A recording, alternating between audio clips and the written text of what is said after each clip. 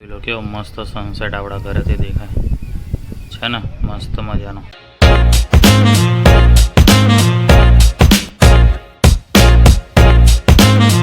શું કે મિત્રો, ગુડ મોર્નિંગ અને જય શ્રી કૃષ્ણ. તો નવા દિવસની શરૂઆત કરી દીધી છે. પવનની વાત કરીએ તો આજે મસ્ત પવન છે, જોરદાર ઠંડો પવન છે, તડકાની સાથે સાથે.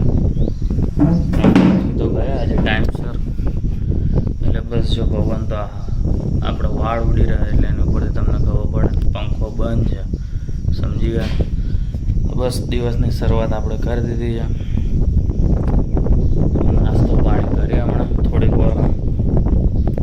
દિવ્યાની તબિયતમાં થોડોક સુધાર થઈ ગયો છે, એટલે જોઈએ હવે દિવસની શરૂઆત તો જે કરી છે આગળ. ગુડ મોર્નિંગ બધાને.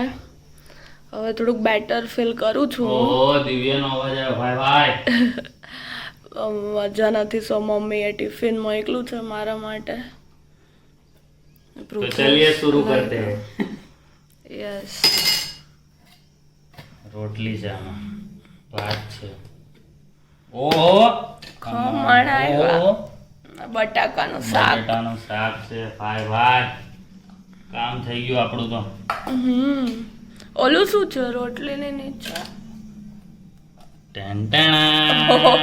ગણેશ ચોથ લાગે ને એટલે. લાડવા બી આવ્યા. સુબ્રુ થસ્તો ના તો મોજ પડી જશે ને. હજી એક તાર માટે વસ્તુ લઈ આવ્યો, પણ પછી હવે શું લાયો? પછી બતાવીશ. પેલા આટલું તો ખાઈ લે. સારું, ચલો તો મસ્ત કઈક એનર્જી માટે ખાઈ લઈએ. જે તને ડોક્ટર બપોરની પડી ગઈ છે સાંજ, અને આપણે તો થોડું ઘણો આરામ પણ કરી લીધો હોય જોરદાર. અને દિવ્યાની વાત કરીએ તો બપોરા જઈમાં પછી ખબર નહીં, અરે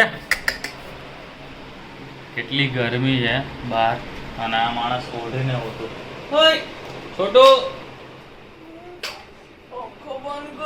પંખો ના બંધ કરાય, ઠંડી બહુ લાગે. હાલ કાંઈ વાંધો નહીં, અને ઠંડીમાં થોડીક વધારે ઠંડી કરી દઈએ.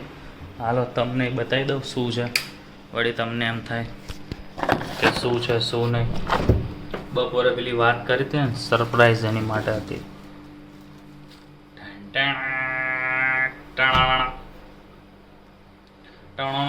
તો આપણે કેરીનો રસ લઈ હતા. 1 મિનિટ ઊભા રહેજો. અને કાઢવા માટે તો ગ્લાસ છે, પણ 2 ગ્લાસમાં તો આટલું બધું નહીં આવી જાય, એટલે એને શેમાં કાઢવું ને હું વિચારું. બરાબર, દેખાઈ ગયું છે આપણને કંઈક તો જેમાં સમસ્યા. તો જેઠજી જોડે વાત કરો તમે.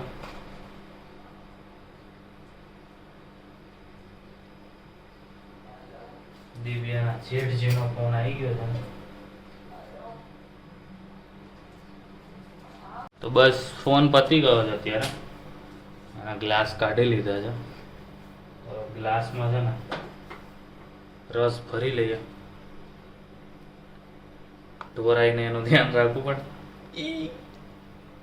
વળી ઢોરાઈ જાય તો સાફ સફાઈ કરવી પડે, જે આપણને કરવી નથી. આહા,